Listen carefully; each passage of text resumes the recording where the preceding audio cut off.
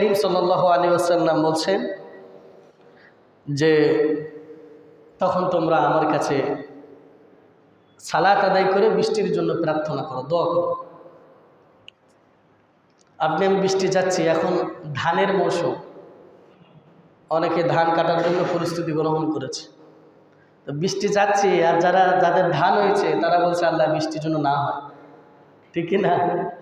এই জন্য বান্দার যেটা কল্যাণ, যখন যেটা প্রয়োজন আল্লাহর পক্ষ থেকে আল্লাহ পাক তখন সেটাই তার বান্দার জন্য দিয়ে দেন। সুবহানাল্লাহ। একটু আগেও না, একটু পরেও না। এই জন্য আল্লাহ পাক বলছেন কখন, কোন সময়, কতটুকু বৃষ্টি প্রয়োজন, এটা দুনিয়ার কাউকে আল্লাহ পাকে জ্ঞান দেন নাই। এটা কার হাতে? আল্লাহর হাতে।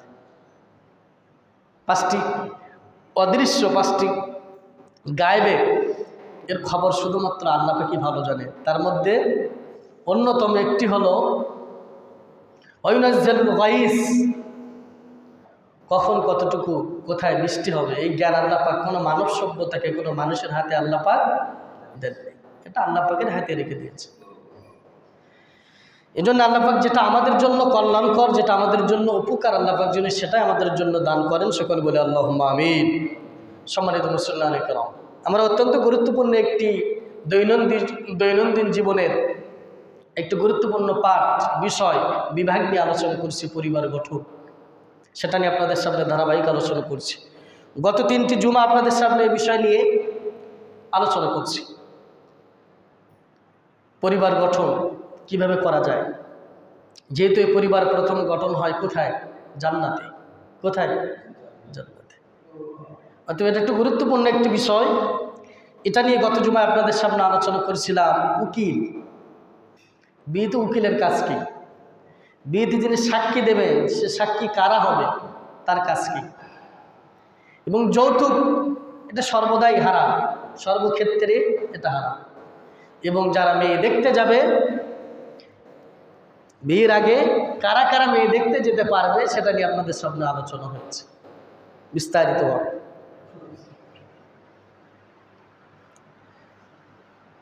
সম্মানিত মুসলিম কিরাম, আমরা দেখেছি, আমরা বুঝেছি আমাদের কিছু ত্রুটি আছে। এটা হয়েছে, এটা অনাকাঙ্ক্ষিত, না জানার কারণে হয়েছে, বা সামাজিক কিছু চাপের কারণে হয়েছে। তবে যেহেতু আপনি আমি মুসলিম, যেহেতু আপনি আমি বিশ্বাসী ব্যক্তি, আপনি আমি আল্লাহর কাছে দায়বদ্ধ, সেই জায়গা থেকে আপনি আমি এই অন্যায় কাজ কখনোই নিজে করতে পারি না, নিজে পরিবারের কোনো সদস্যদেরকে করতে দিতে পারি না। এই জিলাফি আছে।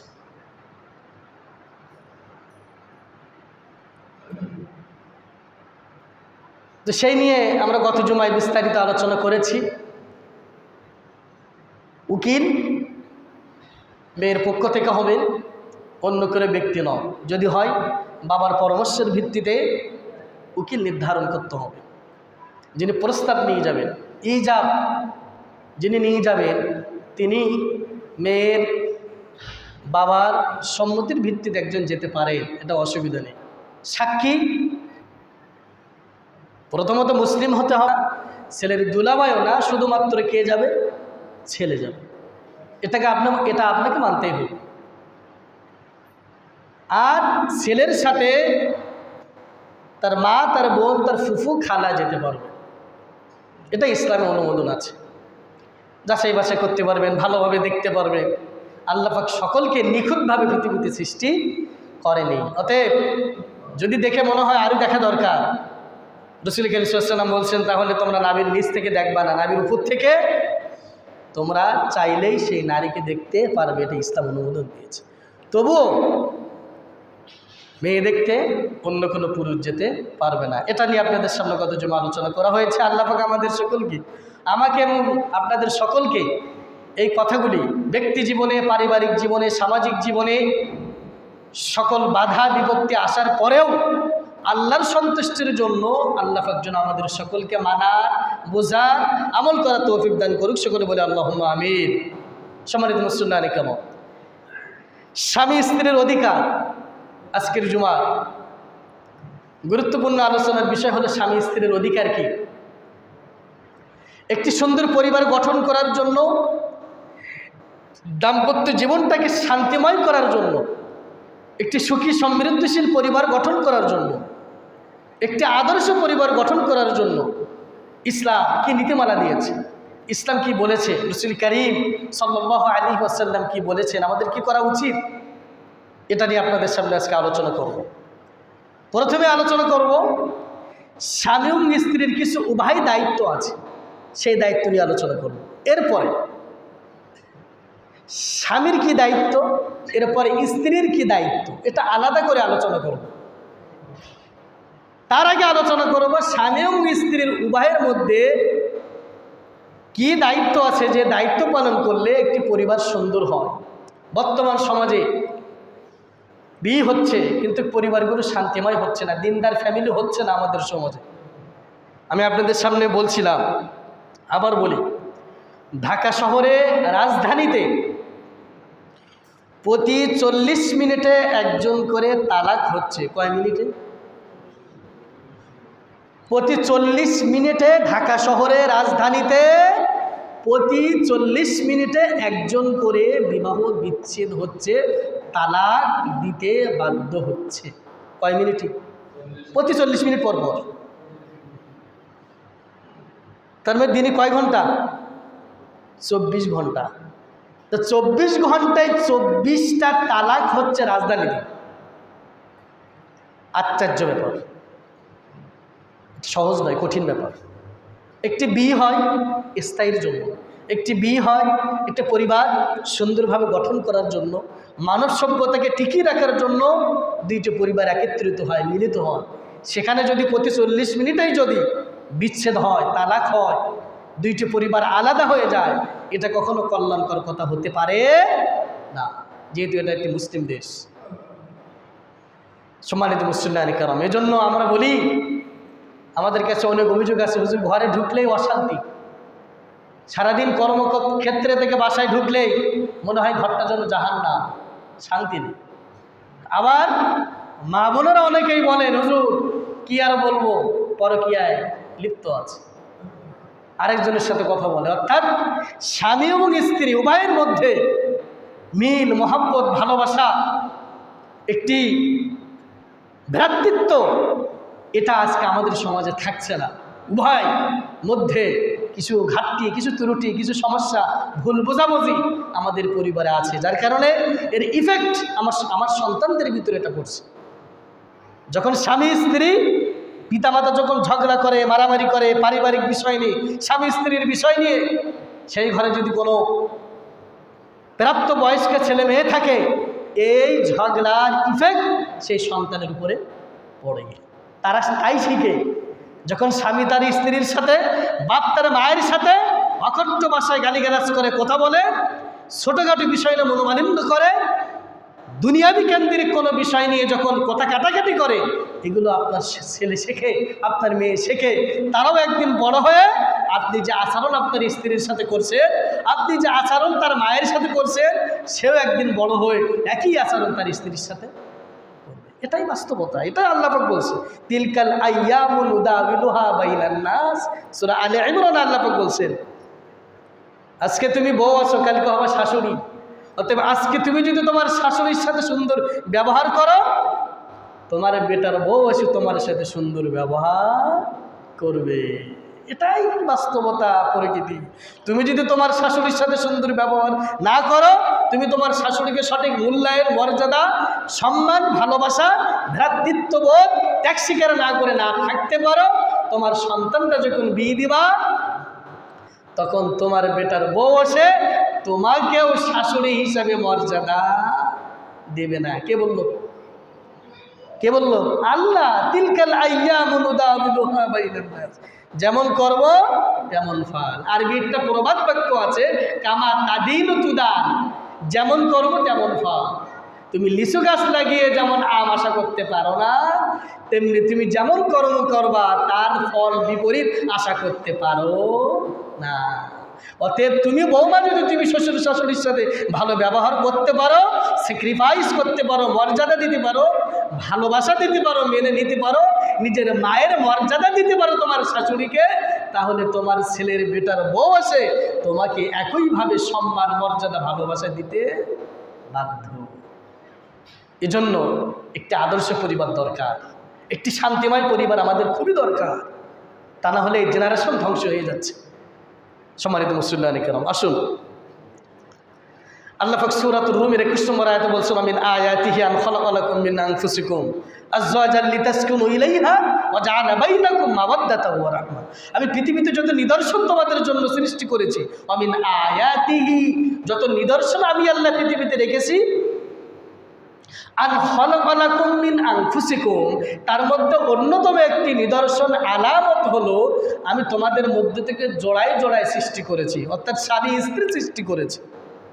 এরপরে বলছে ওয়াজাআলা বাইনাকুম মাওয়াদ্দাতা ওয়া রাহমা, এবং তোমাদের মধ্যে আমি আল্লাহ একটি প্রশান্তিময়, একটি শান্তি, অদৃশ্য শান্তি আমি আল্লাহ স্বামী স্ত্রীর ভিতরে বারাকা দান করে দিয়েছি। সুবহানাল্লাহ। যেটা ইতিপূর্বেই বলেছি, স্বামী তার স্ত্রীর সান্নিধ্যে গেলে যে প্রশান্তি পায়, পৃথিবীতে এই প্রশান্তি আর কোথায় পাওয়া যায় না। স্ত্রী তার স্বামীর সান্নিধ্যে গেলে, স্বামী তার স্ত্রীর সান্নিধ্যে পেলে যে তৃপ্তি, যে আনন্দ, যে মজা, যে শান্তি পায়, এই শান্তি পৃথিবীর আল্লাহ কোথাও আর কোথাও দেননি। এই জন্য বলছেন ওয়াজাআলা বাইনাকুম মাওয়াদ্দাতা ওয়া রাহমা, যখন দুজন একত্রিত হও আমি আল্লাহ একটি আলাদা প্রশান্তি তোমাদের ভিতরে দান করে দিই। সুবহানাল্লাহ, সুবহানাল্লাহ। সম্মানিত মুসলিম কেরাম, এখন যেহেতু বিয়ে হয়ে গেল, একটি পরিবার গঠন হলো, স্বামী স্ত্রী বিয়ে হলো, একটি পরিবার গঠন হলো, এখন কে দায়িত্ব নেবে? একটি ইউনিট, একটি সংগঠন, একটি সংঘ তৈরি করার জন্য একজন নেতৃত্ব দেওয়া দরকার, ঠিক কিনা? একটি সংগঠন, একটা ইউনিয়ন, একটা ইউনিট, এটা যদি সঠিকভাবে পরিচালনা করতে হয় তাহলে একজনকে কি দিতে হয়? দায়িত্ব দিতে হয়। সকলেই যদি নেতা হয় একটা ইউনিয়নে, একটা ইউনিটি, একটা সংগঠনে, একটা পরিবারে সকলেই যদি নেতা হয় তাহলে সেই পরিবার, সেই ইউনিট, সেই সংগঠন টেকে না, এটা নষ্ট হয়ে যায়, এটা ভেঙে যায়। বাধ্য সকলেই নেতা, সকলেই দায়িত্বশীল, তাহলে সেই পরিবার, সেই ইউনিট, সেই সংগঠন, সেই সংঘ এটা টেকে না, এটা নষ্ট হয়ে যায়।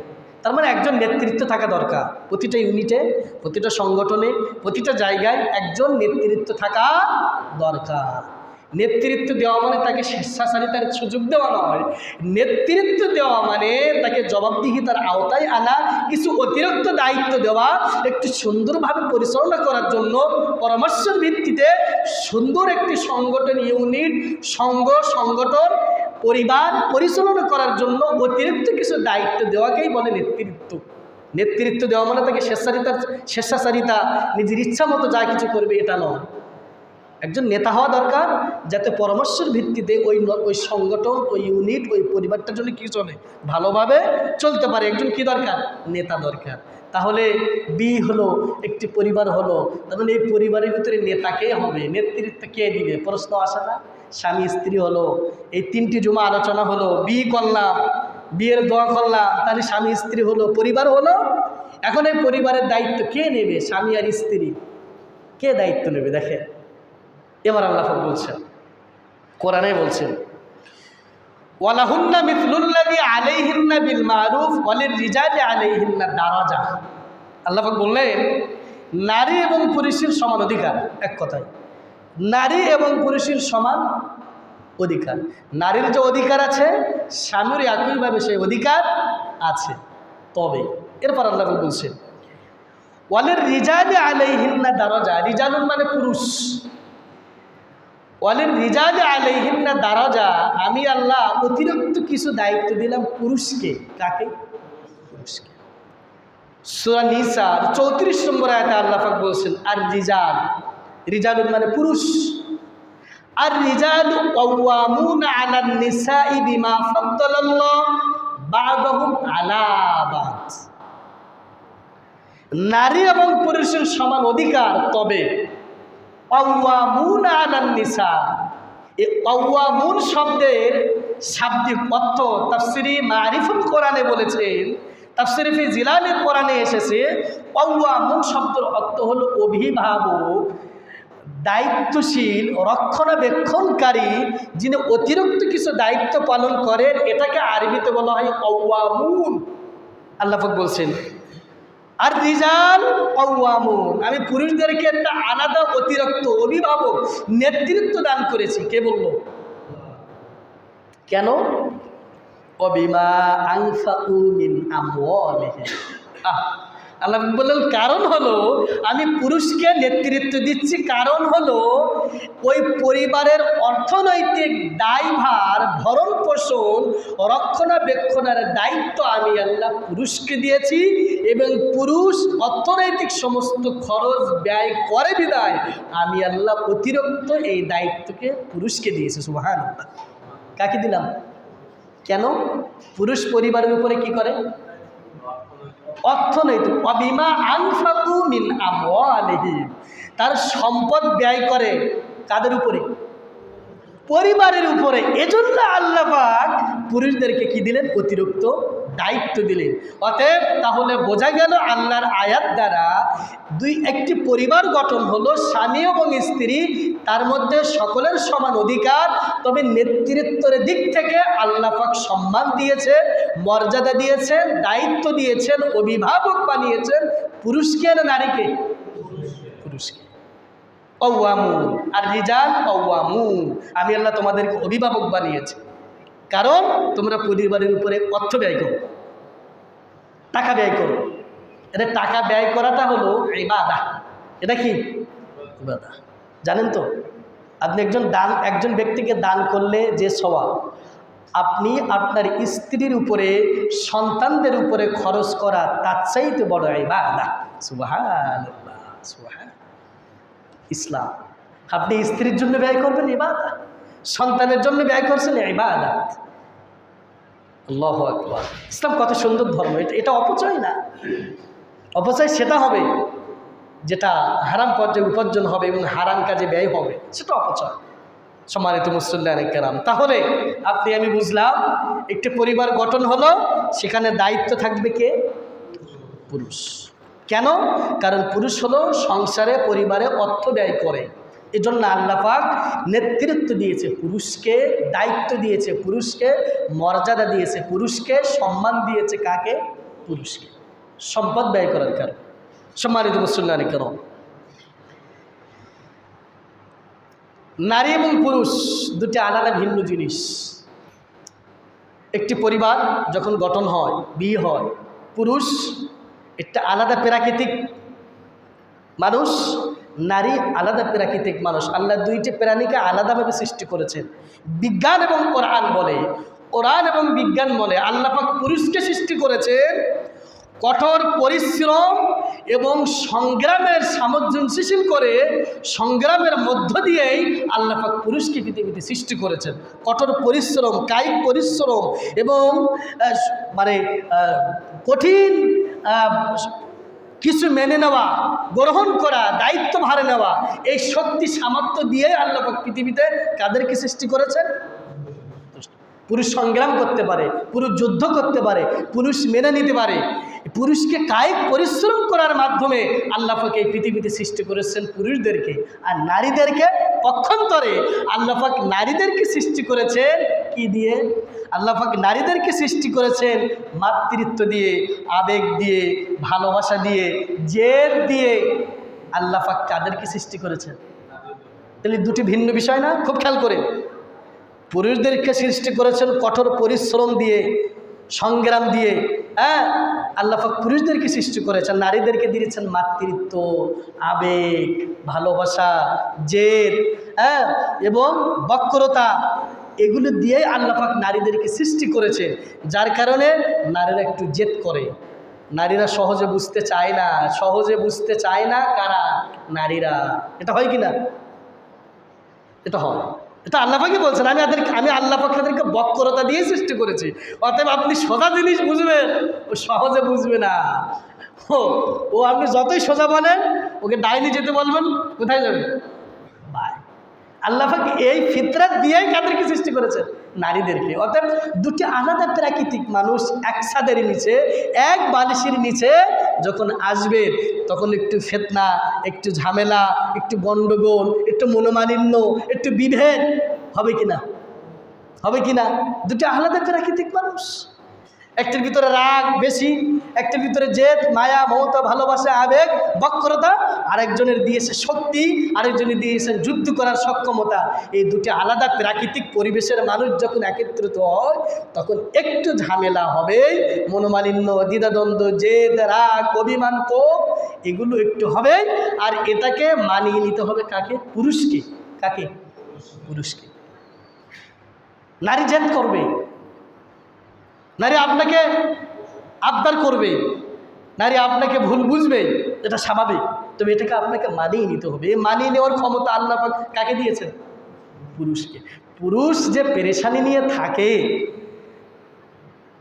যিনি বিয়ে করেছেন, যিনি পরিবার চালান, যতটা পেরেশানি টেনশান নিয়ে পুরুষরা চলাফেরা করে থাকে, এই টেনশান আমি একটা বই পড়ছিলাম, একজন দার্শনিক ব্যক্তি সেখানে উল্লেখ করেছেন, পুরুষের টেনশনের যদি 1% টেনশন যদি নারীদেরকে আল্লাহ পাক দিত, প্রত্যেকটা নারী স্টক করে দুনিয়া থেকে কি নিত?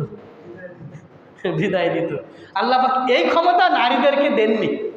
পুরুষ যে টেনশন, যে পেরেশানি, যে দুশ্চিন্তা, যে হতাশা নিয়ে পুরুষ চলাচল করে, দুনিয়ার জিন্দিগিতে থাকে, এর 1% যদি আল্লাহ পাক নারীদেরকে দিত, নারীরা স্টক করে মারা যেত। কারণ ওই ক্ষমতা আল্লাহ পাক কাদেরকে দেননি? সুবহানাল্লাহ। এটা দিলেন আল্লাহ পুরুষদেরকে। অতএব নারীরা একটু জিদ করবে, একটু বাহানা করবে, এটাকে মানিয়ে নিতে হবে কাদেরকে? পুরুষদেরকে। এটা আল্লাহ পাক বলছেন।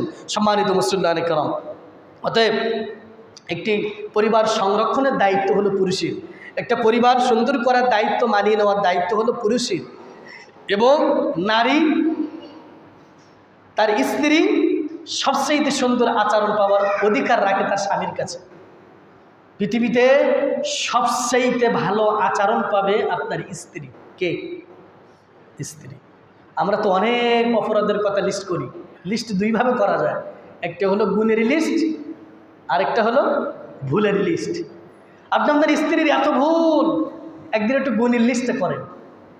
আল্লাহ পাক কোরআনে বলছেন, একাধিক হাদিসে বলছেন, তুমি তোমার স্ত্রীর ভিতরে অনেক খারাপ গুণ দেখো, নিশ্চিত আল্লাহ পাক ওর ভিতরে এমন কিছু গুণ রেখে দিয়েছেন যেটা তুমি অন্য নারীর ভিতরে পাবে না।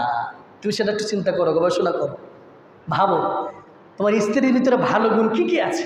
সবসময় তো খারাপ গুণ বলো, এই সমস্যা, ওই সমস্যা, তোমার এই নেই, ওই নেই, তুমি এই করো, ওই করো, এত অশান্তি বাধা, এগুলো তো বলেন। মাঝে মাঝে একটু চিন্তা করেন যে আমার স্ত্রীর ভিতরে ভালো গুণ কী কী আছে, একটু দেখেন। এগুলো যখন আনবেন তখন দেখবেন দুইজনের ভিতরে আর গন্ডগোল, ফেতনা, ফাসাদ, মনোমালিন্য হবে না। এই জন্য আমরা সবসময় ভুল ধরার চেষ্টা করি। নারীরাও আবার পুরুষদেরকে ভুল ধরার চেষ্টা করে, কখন কে কার ভুল ধরতে পারে, কখন একটু সুযোগ পায়। দুজনের প্রতি সবসময় আক্রমণাত্মক থাকে, এটা উচিত না। এজন্য উভয়ের প্রতি দায়িত্ব 1 নম্বর হলো, স্বামী এবং স্ত্রীর উভয়ের প্রতি দায়িত্বের 1 নম্বর হলো স্যাক্রিফাইস করা। কি করা? স্যাক্রিফাইস করা। এটা স্ত্রীর উপরে যেমন দায়িত্ব, স্বামীর উপরে তেমন দায়িত্ব, পরিবারের উপরে স্যাক্রিফাইস করা, ত্যাগ স্বীকার করা, মানিয়ে নেওয়া, একটু ছাড় দিয়ে দেওয়া, হয়েছে ঠিক আছে, এটা 1 নম্বরের দায়িত্ব। এটা যদি করতে পারেন, ওই পরিবারে আর খুব বেশি অশান্তি থাকবে না। স্যাক্রিফাইস করেন, ছেড়ে দেন, সব কিছু ধরেন না, সব কিছু বলেন না। 1 নম্বর, এটা স্ত্রীর উপরে যেমন দায়িত্ব, স্বামীর উপরে তেমন দায়িত্ব, স্যাক্রিফাইস করবেন। 2 নম্বরে, স্বামী এবং স্ত্রীর উভয়ের দায়িত্ব হলো ঝগড়া না করা। কি না করা? ঝগড়া না করা। ঝগড়া হবেই, এটাই নিয়ম, এটাই বাস্তব। ঝগড়া হবে, এটাই নিয়ম, এটাই বাস্তব। যেহেতু দুটো আলাদা প্রাকৃতিক মানুষ, আলাদা মনের মানুষ, অতএব ঝগড়া হবে, মনোমালিন্য হবে। তবে কি এটাকে টেকসই করা যাবে না। মুসলিম শরীফের হাদিস, লম্বা হাদিস, খুব খেয়াল করেন। মুসলিম শরীফের বিরাট লম্বা হাদিস। রাসূল করিম সাল্লাল্লাহু আলাইহি ওয়াসাল্লাম বলেছেন, প্রতিদিন ইবলিস সাগরের মধ্যে, মহাসমুদ্রের উপরে একটি সিংহাসন তৈরি করে। কি তৈরি করে? সিংহাসন। কে? ইবলিস। খুব খেয়াল করেন এই হাদিসটা। প্রতিদিন ইবলিস সমুদ্রের উপরে একটি বড় সিংহাসন তৈরি করে। এরপরে ইবলিস সকল শয়তানদেরকে সে জমিনে ছড়িয়ে দেয়, যাও তোমরা আজকে প্রতিটি বনি আদমের পিছনে লেগে যাও। এরপরে সমস্ত শয়তান জমিনে ছড়িয়ে পড়ে। এরপরে দিন শেষে যখন সকলেই আবার আসে, এসে ইবলিস জিজ্ঞেস করে, তুমি কি করেছো, তুমি কি করেছো, তুমি কি করেছো? তখন এক শয়তান এসে বলছে, আল্লাহ সর্দার, শয়তান এসে ইবলিসকে বলছে, সর্দার আমি আজকে একজনকে মিথ্যা কথা বলিয়েছি, আমি আজকে ওজনে একজনকে কম দিয়েছি, আমি আজকে একজনকে খাদ্যে ভেজাল দিয়েছি, আমি আজকে একজন মাদ্রাসার ছাত্রকে ওয়াসওয়াসা দিয়ে কোরআনের মাদ্রাসা থেকে দূরে নিয়ে এসেছি, বাড়ি পর্যন্ত পৌঁছে দিয়েছি। শয়তান কোনো কথা শুনে খুশি হয় না। ইবলিস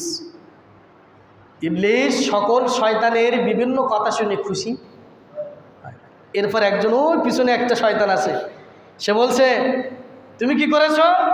তখন বলছে, আমি একটা বিশ্বাসী পরিবার, ইমানদার বিশ্বাসী পরিবার, তারা দুজন ঝগড়া বাঁধছিল, ছোট্ট একটা বিষয় নিয়ে স্বামী এবং স্ত্রী ঝগড়া বাঁধছিল, আমি তাদের এই ঝগড়াটাকে বাঁধাতে বাঁধাতে বাঁধাতে বাঁধাতে এক পর্যায়ে আমি তাদেরকে তালাক বিচ্ছেদ পর্যন্ত দিয়ে দিছি। শয়তান তখন বলল, বেটা সামনে আয়, তুই তো আজকে ভালো কাজ করেছিস, নাউজুবিল্লাহ, আজকের সবচাইতে ভালো কাজ কে করেছো? তুমি করেছো, কারণ তুমি একটি মুমিন পরিবার, একটি জান্নাতি পরিবারকে তুমি ধ্বংস করে দিয়েছো, তুমি আজকে ভালো কাজ করেছো। ইবলিস তাকে সংবর্ধনা দিল, ইবলিস তাকে নিয়ে আনন্দ উল্লাস করলো, তাকে ঘাড়ে পিঠে করে রাখলো। কি করার কারণে? একটা পরিবার ছোট্ট বিষয় নিয়ে গন্ডগোল হলো, শয়তান সেখানে বিভিন্ন কথা বলিয়ে ঝগড়া বাঁধাতে বাঁধাতে এক পর্যায়ে কি দিল, স্বামী বলে বললো, তোমাকে কি দিলা? 1 তালাক, 2 তালাক, 3 তালাক, 14 গোষ্ঠী সহ তালাক দিয়ে দিল স্বামী। এজন্য মুমিন পরিবার টিকে থাকলে খুশি হয় আমার আল্লাহ, আর মুমিন পরিবার যদি বিচ্ছেদ হয়, গন্ডগোল মাগরামারি ঝগড়া এটা যদি হয়, খুশি হয় হলো শয়তান। আমরা কার খুশি চাই? বলেন বলেন, আল্লাহ। শয়তান খুশি হয় একটি স্বামী এবং স্ত্রীর ভিতরে, একটি পরিবারের উপরে ছোটোখাটো তুচ্ছ বিষয় নিয়ে মারামারি হোক, ঝগড়া হোক, বিভেদ হোক, মনোমালিন্য হোক, দূরে সরে যাক, এটা শয়তান চায়। আর শয়তান এটা খুশি হয়, কতটা খুশি হয় আমি এটা আপনাদের সামনে উপস্থাপন করেছি। আর যদি এই দুইটি পরিবার, স্বামী স্ত্রী যদি সুন্দরভাবে জীবনযাপন করে, আদর্শ পরিবার গঠন করে, তাহলে আসমান থেকে খুশি হয় আমার আল্লাহ। অতএব 2 নম্বরের ঝগড়া করা যাবে না। রাসূল কারীম সাল্লাল্লাহু আলাইহি ওয়াসাল্লামের ভিতরে ঝগড়া হতো, সাহাবীদের ভিতরে ঝগড়া হতো, এটা হবে, এটা বলছে হবে, এটা স্বাভাবিক। তবে এটাকে স্থায়ী করা যাবে না, এটাকে বেশিক্ষণ টিকিয়ে রাখা যাবে না। সকালে ঝগড়া করলেন, বিকালে কি করে নেবেন? মিটিয়ে নেবেন। রাসূল কারীম সাল্লাল্লাহু আলাইহি ওয়াসাল্লাম, লম্বা হাদিস, এটা নাই বললাম, হ্যাঁ, আয়েশা সিদ্দিকা রাদিয়াল্লাহু তাআলা আনহার সাথে ঝগড়া হয়েছিল, আবু বকর সিদ্দিক রাদিয়াল্লাহু তাআলা আনহু এসে ঝগড়া মিটিয়ে দিয়েছিলেন। অর্থাৎ রাসূল কারীম সাল্লাল্লাহু আলাইহি ওয়াসাল্লাম এবং তার স্ত্রী, তাদের ভিতরে কি হয়েছিল? ঝগড়া। অতএব এটা হবে, তবে এটাকে টেকসই করা যাবে না, এটাকে রাগ ক্ষোভে পরিণত করে থাকা যাবে না। এটা নিয়ে আমি আবার স্ত্রীর উপরে যে দায়িত্ব, স্বামীর উপরে যে দায়িত্ব, তখন আবার এটা নিয়ে আলোচনা করব সম্মানিত মুসলিয়া কেরাম। তাহলে 2 নম্বর স্বামী স্ত্রীর দায়িত্ব হলো ঝগড়া করা যাবে না। 3 নম্বর স্বামী স্ত্রী উভয়ের প্রতি দায়িত্ব হলো দাম্পত্য জীবনের কথাগুলি হেফাজত রাখা, গোপন রাখা, অর্থাৎ পরিবারের কথা অন্য কাউকে না বলা। এটা স্ত্রীর উপরে যেমন দায়িত্ব, স্বামীর উপরেও তেমন দায়িত্ব। শারীরিক কথা, দুইজনের পরিবারের কথা, এটা অন্য কোনো ব্যক্তির সাথে শেয়ার করা, গল্প করা, বলা যাবে না, এটা হারাম করেছে ইসলাম। কি করেছে? এই গণ্ডগোল হওয়া, মনোমালিন্য হওয়ার আরেকটি অন্যতম মাধ্যম হলো নিজেদের দুর্বলতার কথা আরেকজনকে শেয়ার করা। স্বামীও বলে বন্ধুর সাথে গল্প করতে করতে, আর মহিলারা তো এক জায়গায় হলে গল্পের শেষ হয় না, কখন 12টা বাজে, কখন আসর হয়, মহিলারা এক জায়গায় বসলে টের পায় না, দুনিয়ার সব কথা বলে ফেলে, কারণ ওদের ভিতরে আবেগ আছে, কিছু বললেই সহজে বলে ফেলে, আমার স্বামী এই করে, তোমার এই বেটা এই করে, আমার আব্দুর রহিমের বাপ এই করে, কারণ ওদেরকে আল্লাহ পাকে আবেগটা দিয়েছেন। অতএব কিছু কথা বললে মেয়েরা বলে ফেলে। এই জন্য রাসূল বললেন, খবরদার স্বামী স্ত্রীর গোপন কথা কাউকে বলা যাবে না, এটা হলো হারাম, এটা হলো আমানত। এটাকে আরবিতে বলা হয় আ'যামুল আমানাত। এটা হলো তোমার উপরে কি? আমানত। স্বামীর উপরে যেমন আমানত, স্ত্রীর উপর তেমন আমানত। বৈবাহিক সম্পর্কের গোপন কথা কাউকে শেয়ার করা যাবে, বলা যাবে না। তাহলে আজকের আলোচ্য বিষয় আপনাদের সামনে উপস্থাপন করছি। স্বামী এবং স্ত্রীর উভয়ের প্রতি দায়িত্ব হলো তিনটি। এক, প্রথমটা কি বলেছি? স্যাক্রিফাইস করা। কি করা? স্যাক্রিফাইস, ত্যাগ স্বীকার করা, ছেড়ে দেওয়া। স্বামী হিসেবে ছেড়ে দিবেন, স্ত্রী হিসেবে ছেড়ে দিবেন, 1 নম্বর। 2 নম্বর কাজ ঝগড়া করা। 3 নম্বর বৈবাহিক সম্পর্কের গোপন কথা কাউকে শেয়ার করা। এটা হলো স্বামী স্ত্রীর উভয়ের প্রতি দায়িত্ব, কর্তব্য। খবরদার এই 3টি কাজ করার আমরা চেষ্টা করব। আল্লাহ পাক যেন আমাদের সকলকে তৌফিক দান করে, সকলে বলে আমিন। সম্মানিত মুসল্লিয়ানে কেরাম, গত জুমায় যেহেতু বিয়ে পর্যন্ত ছিলাম, ওয়ালিমা খাওয়া দাওয়ার ব্যাপারে কথা বাকি ছিল। আসুন, বিয়েতে দেখেন একটা গুরুত্বপূর্ণ বিষয় হলো ওয়ালিমা, খাওয়ানো। ইসলামে বিয়েতে খাওয়াবে শুধুমাত্র বরপক্ষ। কে পক্ষ? আবার বলেন, বর যাত্রী বলে খাবার ইসলামে কোনো কিছু নেই, এটা হারাম। আই রিপিট আবার বলি, শোনেন। ইসলামে শুধুমাত্র বিয়েতে খেতে দেবে ছেলেপক্ষ, বরপক্ষ। বউযাত্রী, বরযাত্রী এটা ইসলামে নেই, এটা হিন্দু সংস্কৃতি চলছে। আমাদের দেশে চলছে কিনা? এমন কোনো বিয়ে নেই 2 পরিবার খাওয়ায় না। ইসলাম শুধুমাত্র বিয়েতে খাওয়াবে ছেলেপক্ষ, বরপক্ষ খাওয়াবে। হ্যাঁ, এবার কথা আছে, মেয়েপক্ষ খাওয়াতে পারবে সেটা স্বইচ্ছায়।